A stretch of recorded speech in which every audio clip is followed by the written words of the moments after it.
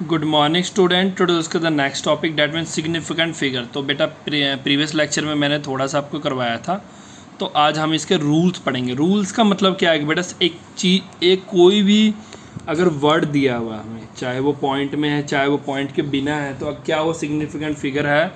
अगर कोई चीज़ significant figure है तो कैसे पता लगेगा कि वो है कि नहीं है। तो उसके लिए कुछ रूल्स दिए हुए हैं, ठीक है। सबसे पहले क्या है बेटा, all non zero digits are significant. For example जैसे कि वो सभी नॉन, देखो बेटा ऑल नॉन जीरो डिजिट्स क्या होते हैं, वो सिग्निफिकेंट फिगर्स होते हैं। जैसे कि अब ये देखो 285 है, ठीक है।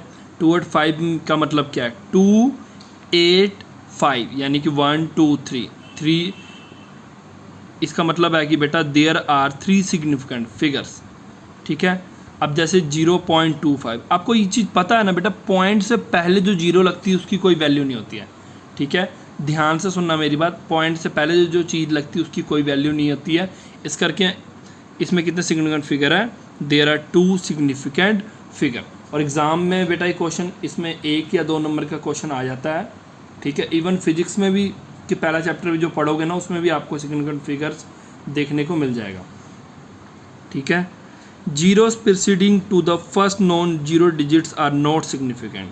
इसका मतलब क्या है, अब ध्यान से देखना, पॉइंट के बाद, सॉरी हाँ क्या बोल रहा हूँ sir, zero indicate the position of decimal point. अब देखो बेटा, zero preceding the first non zero digits are not significant. इसका मतलब देखो, इसका मतलब है बच्चों कि पॉइंट के बाद जितने मर्जी जीरोस आ जाएं, कब तक, कोई नंबर आने से पहले पहले तक उसकी कोई भी वैल्यू नहीं होता, वो सिग्निफिकेंट फिगर नहीं होता। यानी 0.03 है ना, इसका मतलब क्या है कि ये जो पॉइंट के बाद जीरो, यानी कि आप ऐसे समझ लो कि मान लो ऐसे दिया हुआ है, इनकी कोई वैल्यू नहीं है।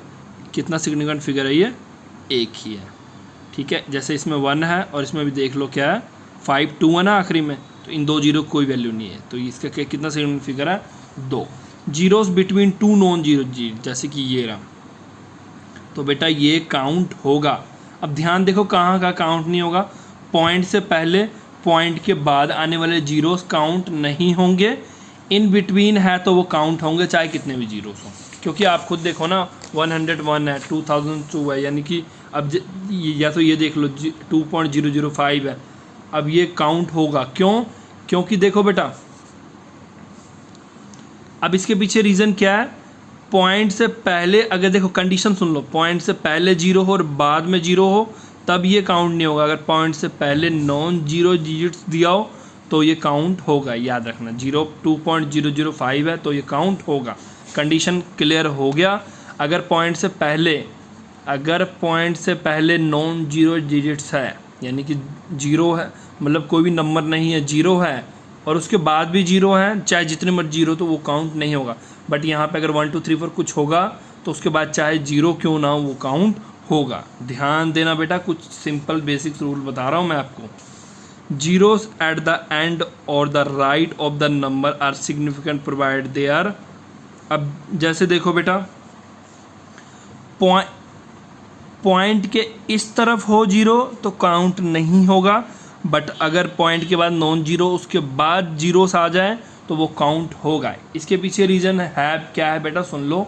अगर हम इसको काउंट नहीं करेंगे, इसका मतलब क्या है, ये जो 100 है या 1000 है, उसका मतलब वो तो सिर्फ 1 सिग्निफिकेंट नंबर होना चाहिए, बट क्योंकि 100 में कितने होते हैं, 2 सिग्निफिकेंट नंबर होता है, ठीक है बेटा। अगर इसे नहीं मानेंगे तो मतलब वो रूल भी गलत है। इसका मतलब यह है कि अगर इसे नहीं मानेंगे तो इसका मतलब तो ये 1 होना चाहिए सिर्फ, बट नहीं बेटा, इसके 4 सिग्निफिकेंट नंबर होते हैं। इसलिए पॉइंट के बाद अगर कोई भी रकम है उसके बाद जीरो से तो वो काउंट होगा। अब रूल समझ गए कि पॉइंट से पहले अगर जीरो है और बाद में जीरो तो वो काउंट नहीं होंगे, बट यहाँ कोई नॉन जीरो हो तो उसके बाद चाहे पॉइंट के बाद जीरो आ जाए वो काउंट होगा, ठीक है। और पॉइंट के बाद कोई रकम है उसके बाद जीरो से वो भी काउंट होगा। तो ये 4 रूल थे बेटा, ये रूल्स आपने अच्छे से करना है। 5वां रूल रहने दो, वो नहीं इतना काम आता। Addition and subtraction of significant number, ये भी ज़रूरत नहीं है करने की।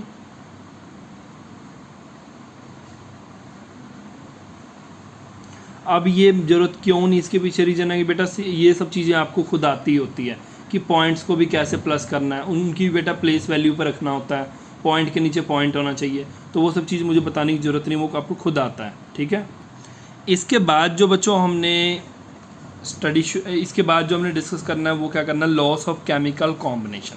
उसके बाद बेटा कुछ लॉस पढ़ने हैं हमने, ठीक है। इसमें सबसे पहला लॉ क्या है, law of conservation of mass. जैसे law of conservation of energy पढ़ा था ना, energy neither be created nor be destroyed but it can be transform one form to another, उसी तरह बेटा law of conservation of mass है। अब मास को ना तो क्रिएट किया जा सकता है ना ही डिस्ट्रॉय किया जा सकता है, याद रखना बेटा। It can B state that the matter can neither be created nor be destroyed, ठीक है बेटा। और इसको फर्स्ट टाइम किसने दिया था, एंटोनियो लवोसियर ने दिया था 1789 में, ठीक है। तो इनके सिर्फ डेफिनेशंस हमने करने हैं और थोड़ा सा इसको किसने दिया था वो, ठीक है। ज़्यादा डिटेल्स में इसकी जाने की ज़रूरत नहीं है, ठीक है। बिकॉज जो फर्स्ट चैप्टर है वो आपको पूरा का पूरा एक तरह का आप मान सकते हो कि आपके जो प्रीवियस आपने पढ़े हुए हैं उनको रिवाइज करवा रहे हैं यहाँ पे, ठीक है। Next loss of definite proportion. This law given by the French chemist Joseph Proust. He state that given compound always contain exactly same proportion of element by the weight। इसका क्या मतलब है बेटा कि जो भी कंपाउंड आपको दिया हुआ है, अब इसको एग्जांपल से भी समझेंगे हम।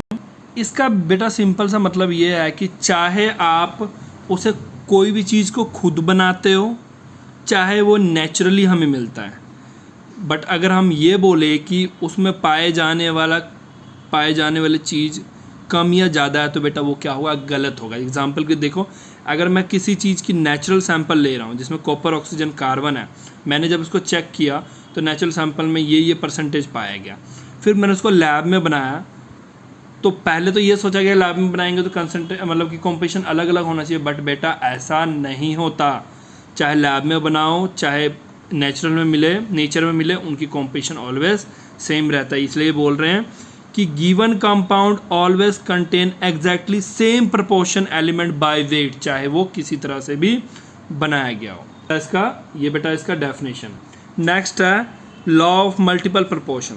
इसे किसने दिया था, डाल्टन ने दिया था 1803 में। बच्चों जितने मैं आपको करवा रहा हूँ मैं साथ में टिक और अंडरलाइन करवा रहा हूँ, ठीक है। तो जब आप वीडियो देखोगे साथ में अपनी बुक रखनी है एनसीईआरटी वाली, ठीक है। अगर मैं एनसीईआरटी के अलावा किसी से करवाऊंगा तो मैं आपको पिक क्लिक करके भेज दूंगा, तो साथ साथ आपने कॉपी बनाती जानी है, आपने कॉपी बनाते रहना है साथ के साथ। अब जैसे कि मैंने ये इतना ही बोला है तो आपने भी इतना ही लिखना है, ये किसने दिया था और ये क्या है। If two element combine to form more than one compound, अगर दो एलिमेंट है उसको कंबाइन किया और क्या बना, एक से ज़्यादा कंपाउंड बना। The masses of one element that combined with fix masses of other element are in ratio of whole number. मतलब क्या है बेटा कि दो एलिमेंट है उनको कंबाइन किया और दो या दो से ज़्यादा चीज़ें हमने बना लिया, तो उनके जो मास होगा बेटा वो हमेशा होल नंबर होगा। होल नंबर मतलब कभी भी हमने उनके मास को या जो मोल्स लेंगे उनको कभी भी हमने फ्रैक्शन में नहीं लेना है, ठीक है। जिन बच्चों ने बेटा मेरी बात अभी तक नहीं सुनी है, जो 9th के मैंने कुछ चैप्टर रिवाइज करने बोले थे बेटा वो नहीं किया, उनको प्रॉब्लम्स आ रही होंगी। अब मैं मोल्स बोल रहा हूँ तो अगले आपको मोल्स ही नहीं पता होगा मोल्स क्या होता है, तो बेटा ये सब चीज़ें 9th में करवाई हुई है, तो एक बार रिवाइज ज़रूर कर लेना। अगर नहीं पता लग रहा तो बेटा लेक्चर में भी मेरे से आप पूछ सकते हो, वॉइस मैसेज करके पूछ लो लेक्चर में, या टेक्स्ट लिख के पूछ सकते हो, पूछ लिया करो, ठीक है। छोटे छोटे क्वेरीज कोई इशू बेटा कोई बात नहीं होती है, आपको नहीं आता उसमें कोई प्रॉब्लम नहीं है, नहीं पूछोगे तब प्रॉब्लम आएगी, पूछने से प्रॉब्लम नहीं आती। जैसे कि बेटा एग्जांपल के लिए देखो, अगर हाइड्रोजन ऑक्सीजन है, मैंने दो चीज़ों को मिलाया तो इससे क्या होता है, दो या दो